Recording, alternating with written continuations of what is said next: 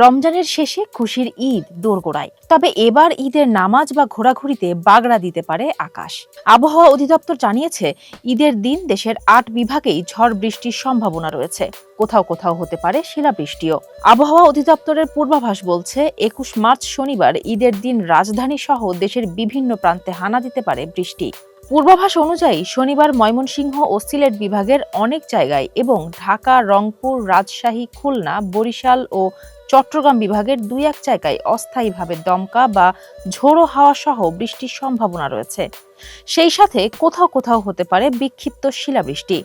ঢাকায় বাতাসের গতিবেগ পশ্চিম ও দক্ষিণ পশ্চিম দিক থেকে ঘন্টায় ১০ থেকে ১৫ কিলোমিটার থাকলেও দমকা হওয়ার সময় তা ৫০ কিলোমিটার পর্যন্ত উঠতে পারে। ১৯ মার্চ বৃহস্পতিবার থেকেই দেশের বিভিন্ন স্থানে বৃষ্টির এই প্রবণতা শুরু হয়েছে, যা ঈদের দিন পর্যন্ত অব্যাহত থাকতে পারে। বৃষ্টির কারণে ঈদের দিন কোথাও তাপমাত্রা সামান্য কমলেও কোথাও আবার ভ্যাপসা গরমও অনুভূত হতে পারে। তাই ঈদ আনন্দে বের হওয়ার আগে ছাতা সাথে রাখাই হবে বুদ্ধিমানের কাজ। ফারজানা হাসিন, মানবকণ্ঠ।